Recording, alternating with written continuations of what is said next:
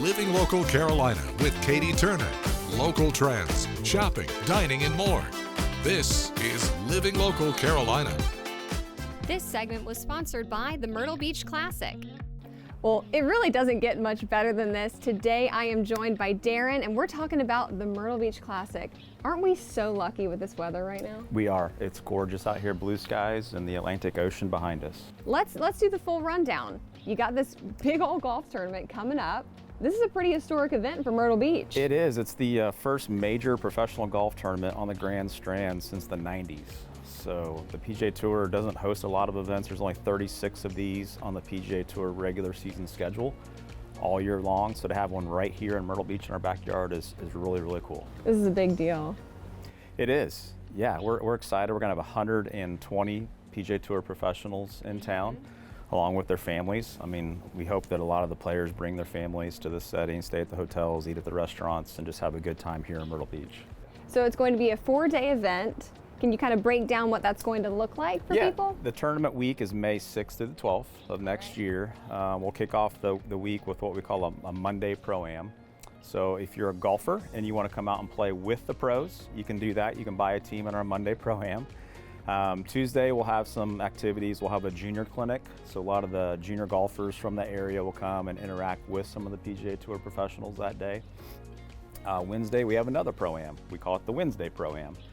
You can also buy teams in the Wednesday Pro-Am. There's a Tuesday night party prior to that right here on the lawn right behind us.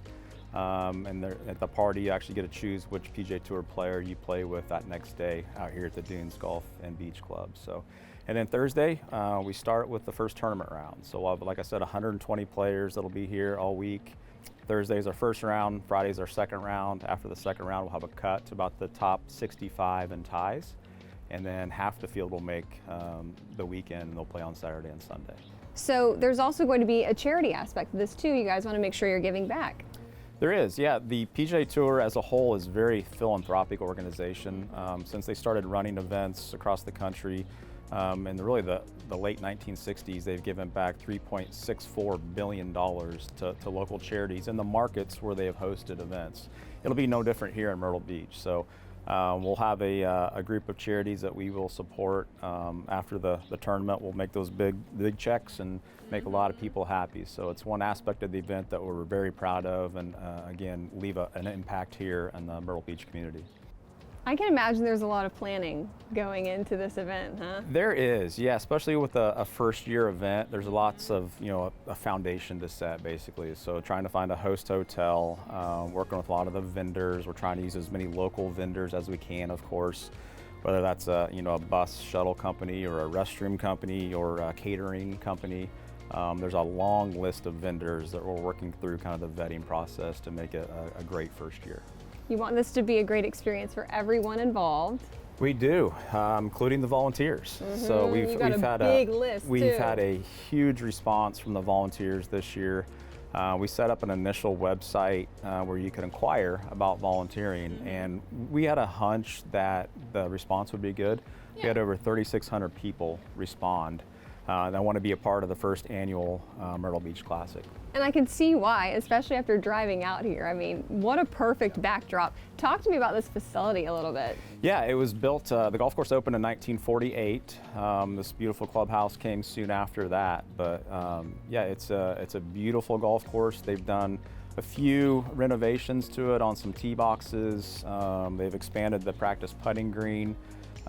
Just really kind of cleaned up the golf course. Not that it needed it, but to host a PGA Tour event, they wanted to really just shine for year one. So it's just a great golf course with this view. You just can't beat the location and the setting. I love it. It's all very exciting. So where can people learn more about tickets so they can go ahead and get those as soon as possible? Yeah, tickets are currently on sale. You can go to myrtlebeachclassic.com. Right at the top of the page, click on tickets. If you're interested in the hospitality options, you can click on the hospitality link as well, and then volunteering as well, there's a link for that right there at myrtlebeachclassic.com.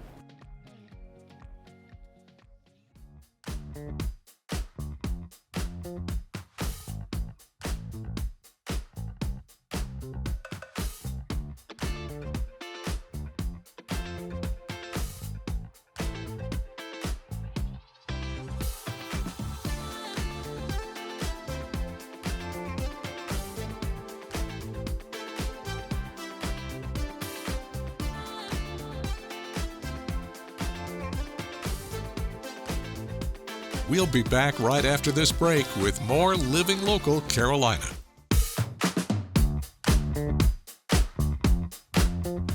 Well, this is a bit of a different setting today. I am joined once again by Miss Cookie. How are you doing? I'm doing well. How are you today? I'm doing wonderful. I said it, but where are we standing right now? We are in the home of the infamous Charlie Fitzgerald. Charlie and Sarah Fitzgerald. Mr. Charlie was the owner, creator of Charlie's Place that was established in 1937 in Myrtle Beach.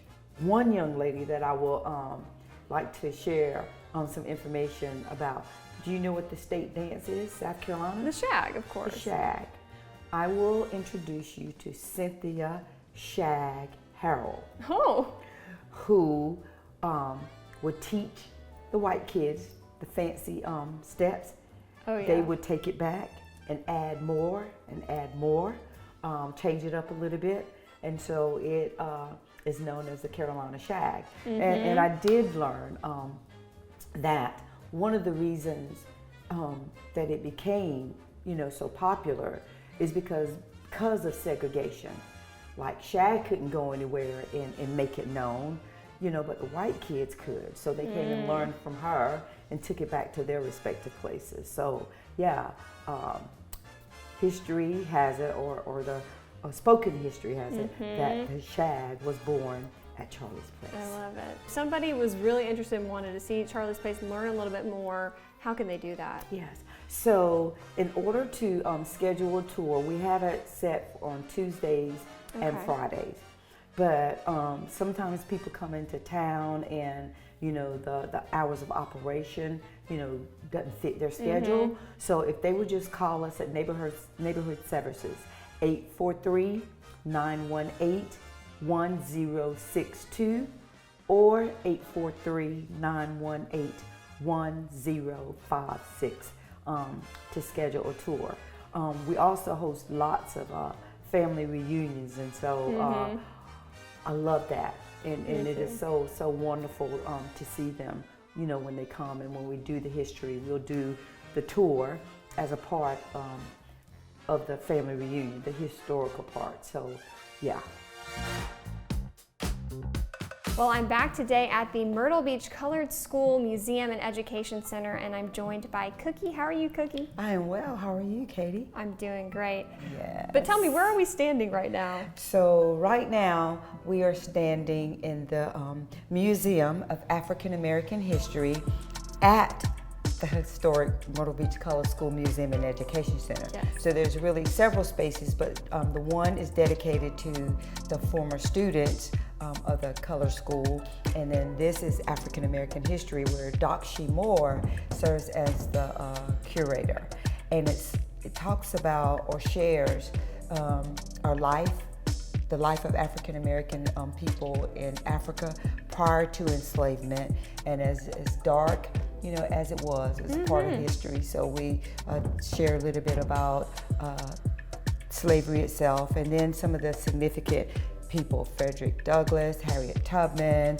all of those up into current day with President Obama, Vice President Kamala Harris. So talking a little bit about if people want to donate and help you guys out, how can they do that? Yes, so we're continuously looking for artifacts as they relate to history, and so donations can be made simply by calling us 843-918-1062 or showing up here at the museum and bringing those artifacts. Now, I will say that in order for something to be deemed museum quality or museum eligible, there was a curator, for the classroom part, that a professional person, because, some people brought their grandfather's shoes or their grandfather's hat, and while that is so important and so special, we did not have the space for it. So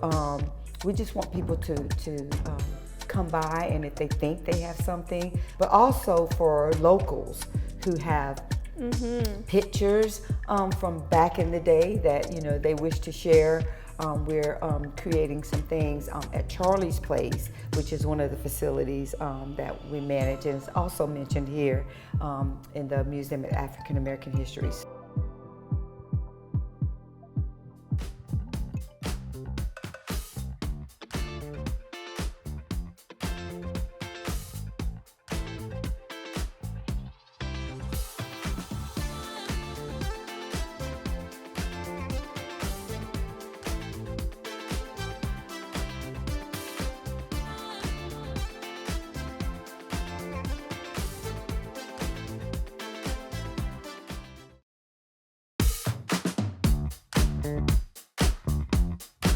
This story is sponsored by Morris Law, LLC.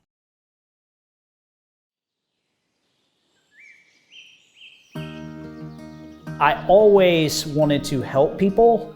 I wanted to do something that would help folks make the choices that affected their everyday life. The main goal of Morris Law is to help people get their life back after an accident. Typically our clients are going through one of the worst times of their life. They've been injured through no fault of their own, through someone's negligence or carelessness. They're often hurting physically, hurting financially. Just because you hire a lawyer or just because you have health insurance doesn't mean that you won't get medical bills associated with your accident. Why do I owe $4,000 to the hospital when my health insurance should have paid? How does it work with the hospital and all of these injuries and how much time they have to spend in the hospital? You have to tell them that everything is going to be okay, regardless of what happens with this ambulance bill, regardless of what happens with this hospital bill. It's all going to work out. As an attorney, you're not going to let those medical providers take all of their settlement money. You negotiate that for them. You're still going to get money in your pocket for your injuries. After an accident, one of the biggest problems clients face is getting the health care they need. We want your entire focus to be on getting better. We want to take over not only the heavy lifting, but all the technical issues of trying to push your claims through. If it ends up in trial, making sure that all of that is taken care of so you can continue to focus on your treatment. We have attorneys that I knew for the whole time I've been practicing law. Ian was my first friend as an attorney when I started practicing. Lee and I went to law school together. We really are all friends outside of this practice. We meet with our clients together, we try cases together, and so we are a small-knit group and we know our clients. I was test driving a car and I'm coming up to the light and there's a car coming across over to another road. She didn't see me, I didn't see her, and we kind of collided. I was in a lot of pain. I couldn't really do anything. Bills was piling up. I didn't know what was going to happen. The girl of the car, she didn't have no insurance. She didn't have a license.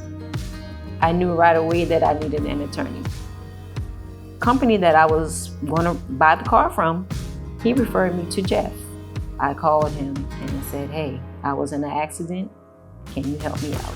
He told me that I was in good hands. I wouldn't have to worry about anything.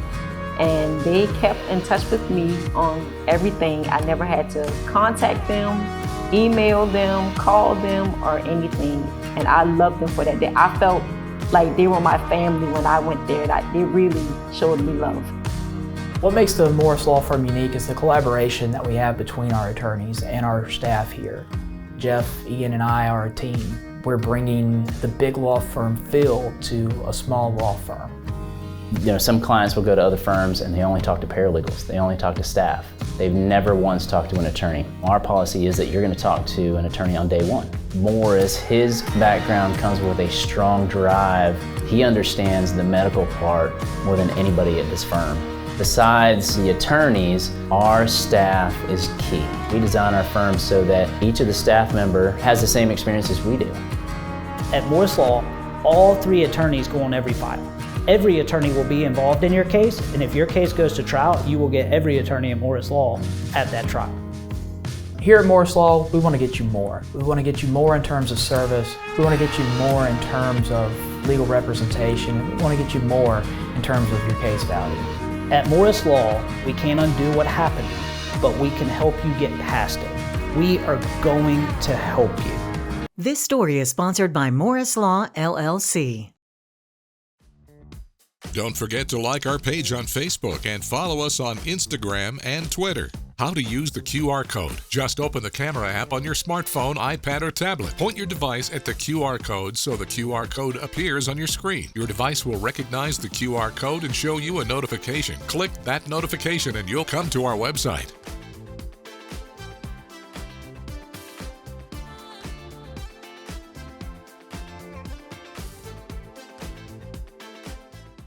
Living Local Carolina, weekday mornings at 9:30 on WBTW News 13.